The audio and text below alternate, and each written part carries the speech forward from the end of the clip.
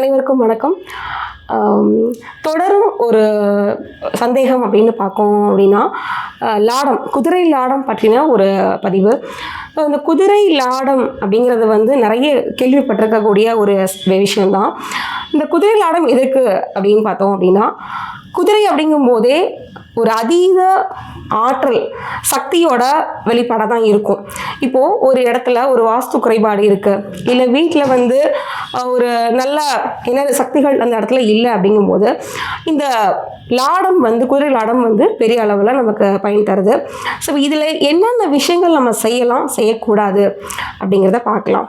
இப்போது ஒரு லாடத்தை வாங்கி நீங்கள் வீட்டில் வைக்கிறீங்க அப்படிங்கும்போது முதல்ல வீட்டோட முன்பகுதியில் தான் அது இருக்கணும். வேறு எந்த பகுதியிலையும் வைக்கிறது அவ்வளவா சிறப்பு இல்லை. அப்படி உங்களால் வீட்டோட முன்பகுதியில் வைக்க முடியாத போது வீட்டில் எல்லாருமே இருக்கிற ஒரு இடத்துல எல்லாரோட அந்த தலைப்பகுதி அப்படிங்கிறதுக்கு மேலே தான் நம்ம வைக்கிற மாதிரி இருக்கும். இப்போ இந்த ரெண்டு விஷயத்தையும் கவனிக்கிறோம். சரி, இது இருக்கிற இடம் எப்படி இருக்கும்னா, ஆற்றல் அந்த இடத்தோட சக்தி, அதாவது அந்த இடத்துல இருக்கிற எதிர்மறை சக்தி கண்டிப்பாக விலகி நேர்மறை ஆற்றல் முதல்ல உள்ள வரும். ரெண்டாவது, அந்த இடத்துல ஏதாவது ஒரு துர்சக்தி, அதாவது ஏதாவது துர் ஆன்மா, இந்த மாதிரி பிரச்சனைகள் இருந்தாலும் நமக்கு சரியாகிரும். மூன்றாவது, பண விஷயம். ஸோ பண தட்டுப்பாடு, குறை, கடன், இந்த மாதிரியான விஷயங்களே நமக்கு எதனால ஏற்படுது அப்படின்னு பார்த்தோம்னாவே அந்த இடத்துல தீய சக்திகளோட ஒரு குறை இருக்கிறதுனால தான் நமக்கு ஏற்படுது. அப்போது நல்ல ஆற்றலை கொடுத்து எதிர்மறை சக்திகளை விளக்கக்கூடியது.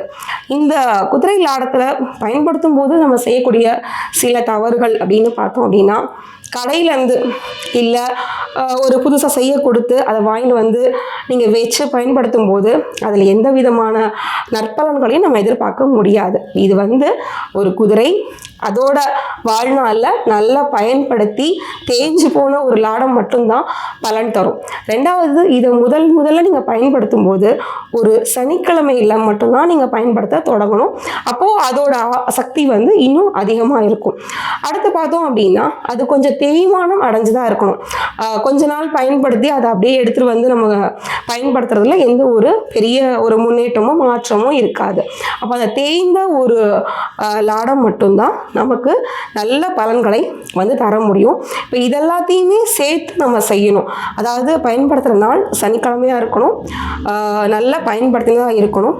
மூணாவது, இது வாய்ப்பு இருந்தால் நீங்கள் செய்யுங்க.